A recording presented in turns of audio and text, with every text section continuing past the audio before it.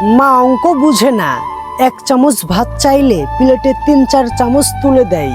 কোথাও যাওয়ার সময় আমি 50 টাকা চাইলে 100 টাকা পকেটে ঢুকিয়ে দেয়।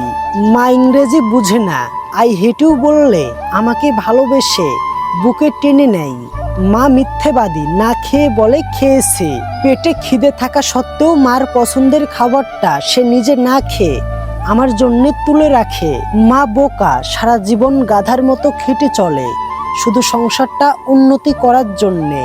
মা চোর, আমি বন্ধুদের সঙ্গে পিকনিকে যাব বললে মা বাবার পকেট থেকে টাকা চুরি করে এনে আমাকে দেয়। মা নির্লজ্জ, মাকে কতবার বলি আমার জিনিসে হাত দিও না, হাত দিও না, এরপরেও এসে হাত দেয়। তবুও মা নির্লজ্জের মতো আমার পরে থাকা জামা কাপড়, এলোমেলো হয়ে থাকা জামা কাপড়গুলো গুছিয়ে রাখে।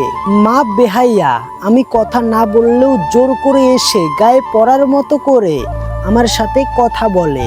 গভীর ঘুমে থাকা সত্ত্বেও আমার ঘরে এসে উকি মেরে যাই আমি ঘুমিয়েছি কিনা, আমি ঠিক আছি কিনা। মায়ের কোনো কমন সেন্স নেই। আমার প্লেটে কম খাবার দেখলে বলে, খোকা এত কম খাবার খাচ্ছিস কেন, তুই তো শুকিয়ে যাবি, তুই তো অসুস্থ হয়ে পড়বি বলে সবার সামনে জোর করে আমাকে খাইয়ে দেয়। মায়ের চোখে আমার স্বাস্থ্য কখনোই ভালো হয় না।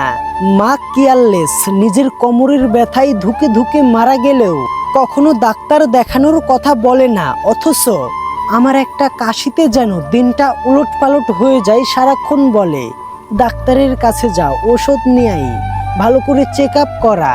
মা আনস্মার্ট, মা নতুন দামি শাড়ি পরে না, ভ্যানিটি ব্যাগ ঝুলিয়ে স্মার্টফোন হাতে নিয়ে ঘুরতেও যায় না, সারাদিন সন্তানের ভালো মন্দের কথা ভেবেই কাটিয়ে দেয়।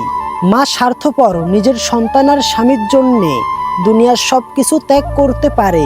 পৃথিবীর সবচেয়ে খারাপ মানুষ হচ্ছে মা। তাই বুঝি আমরা সন্তানেরা তাদেরকে এত কষ্ট দিই, তারপরেও তারা পরিবর্তন হয় না।